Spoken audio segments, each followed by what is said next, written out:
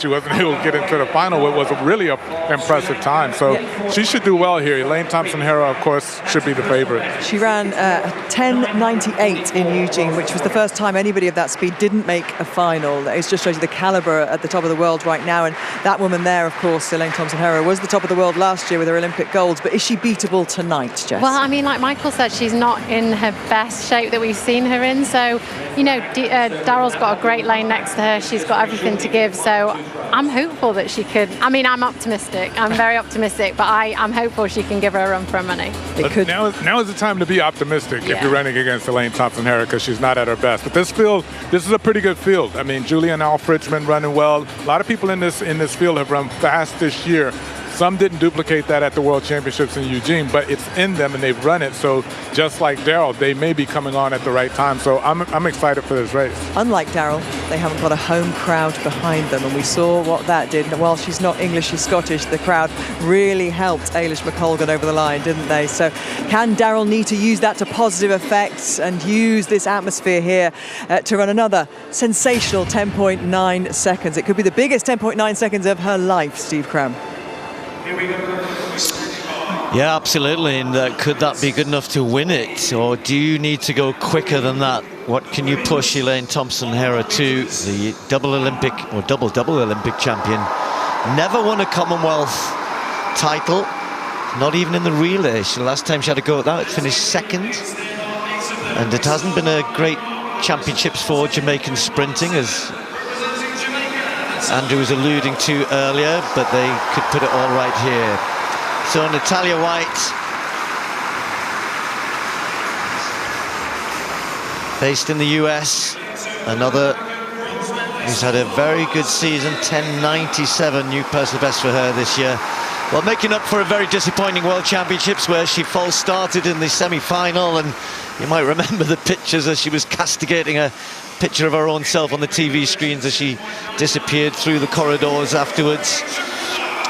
Now, this young lady here has been very impressive all season, and she has a habit of performing well in the big championships, or in the big races, if you like. She's only run under 11 seconds once, but she's been very good here.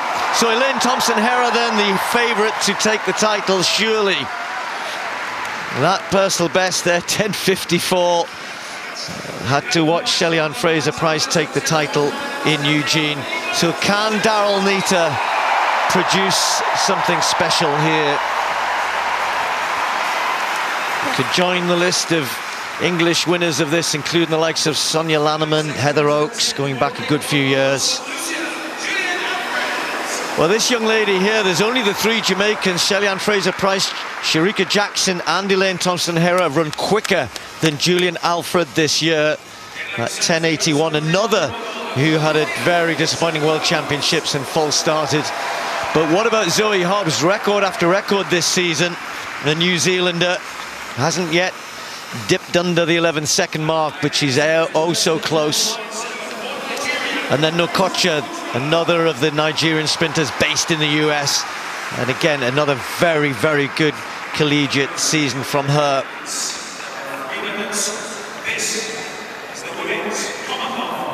Well, Daryl Nita, her whole career, she said, I've raced Dina Asher-Smith since we were children, kids together in the Kent League and events such as that.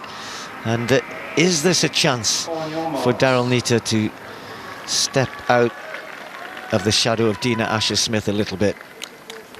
Or will the Olympic champion take the Commonwealth title here? Can St. Lucia find, if not a medalist, maybe a gold medalist in lane 6? And what about Zoe Hobbs?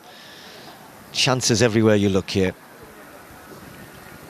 Women's 100-meter final. Set.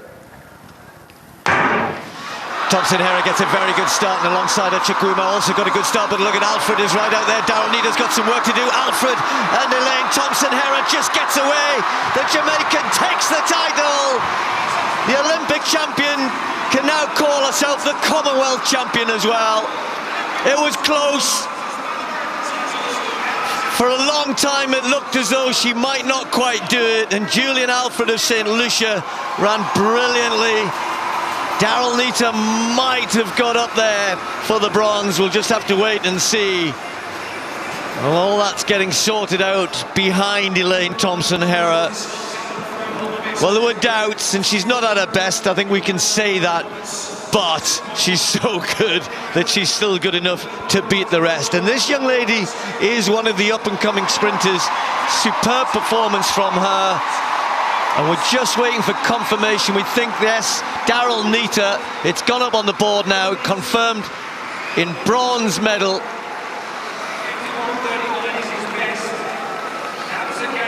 So, Colin, Elain Thompson-Herah was, I don't know, you know, kind of coming into this. She obviously came here to win a gold medal. She hasn't won this title before. Flying the flag again for Jamaica. But she just didn't look as sharp as she has been even earlier in the season, but she's a great competitor and she needed that here tonight. Yeah, no, you're absolutely right, and I don't think from the gun from here there was going to be any mistake whatsoever. She got out the block so well and aggressively this time, and she got company very early on with Julian Alfred. You know, she's right on the shoulder all the way, but look at Elain Thompson. She's just so calm even under this type of pressure. We all know she's not in her best shape, but she is a champion. Michael Johnson, what do you think?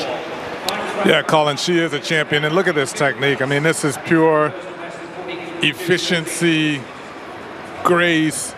Elain Thompson-Herah is an absolute champion, two-time Olympic champion at 100 and 200 meters. Not at her best this year, didn't win the world championships this year, but came here, put herself on the line, knew that she wasn't at her best, and knew that folks like Julian Alfred over there on her right side had been running well, and people like Daryl Neita was running personal best and getting close to her personal best. And, you know, both the Nigerian athletes, Chukwuma and Tanya Gaither from the Bahamas as well, all running well this year and will come into these Commonwealth Games and give her a run for it. And she showed up and did what she needed to do. And so you have to give her credit for that. That is the mark of a true champion. Julian Alfred had a long collegiate season running for University of Texas, but came in here as well after the World Championships with a false start. In that 100 meters would have been disappointed, but came here and got a silver medal here. Daryl Neita, Daryl didn't get a good start again, but wasn't able to find that same sort of acceleration that we saw, that very impressive acceleration in the semifinals that led her to that personal best 10.90. Just wasn't able to find that, came under a little bit of pressure and then started to tighten up a little bit coming into this finish line, but still found enough for a bronze medal. And that's a good that's a good medal for Daryl coming in here into these championships and after her season. That consistency pays off with a medal because she's been pretty consistent for the entire year, running really well and getting close to those personal bests and finally getting it here. So that was very exciting. Great race. Yeah, at least some reward for Daryl Neita there. Perhaps not quite the performance in the final she would have liked.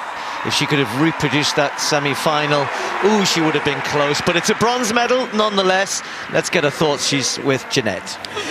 It is a brilliant bronze for Daryl Neita, but I know there is mixed emotions right now here trackside. You've just watched the race, you've analysed it, you're poring over it, but in the aftermath, what's the overriding emotion here, Daryl? Overriding emotion is it's nice to get another medal on home soil this year, third. I really didn't put the best race together today, and that just makes me want to get back to work like right now.